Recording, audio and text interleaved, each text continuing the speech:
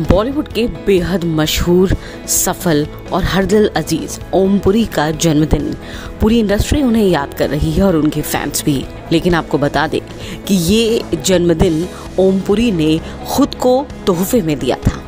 अब आप कहेंगे ये कैसे हो सकता है, आइए आपको बताते हैं। दरअसल ओम पुरी का जीवन बेहद मुफलिसी में बीता। जी हाँ, ओम पुरी जब छोटे थे तब उन्होंने घोर गरीबी देखी। उनके पिता अचानक से किसी इल्ज़ाम के चलते जेल चले गए। उसके बाद किसी तरह उन्होंने अपना गुजर बसर किया, अपनी पढ़ाई पूरी की। लेकिन जब ओम पुरी एडमिशन लेने के लिए पहुंचे तो उन्हें अपना जन्मदिन मालूम ही नहीं था। उनकी माँ उन्हें ये बताया करती थी कि दशहरे के दिन वो पैदा हुए थे।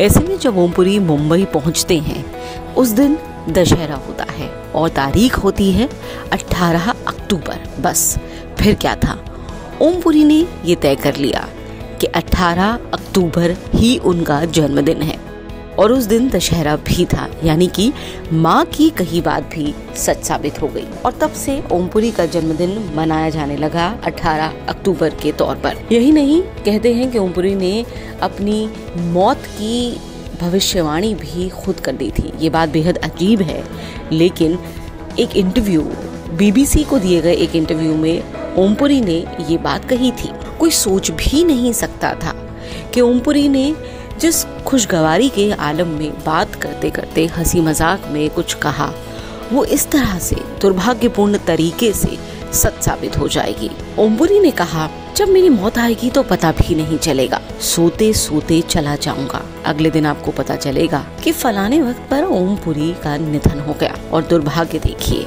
हुआ भी यही। सोते सोते ओम पुरी को हार्ट अटैक आया। वो ऐसी नींद में सोए कि फिर नहीं उठे और ओम पुरी चले गए। लेकिन कहते हैं कि ऐसे महान कलाकार जो काम करके जाते हैं, उसमें वो हमेशा जिंदा रहते हैं।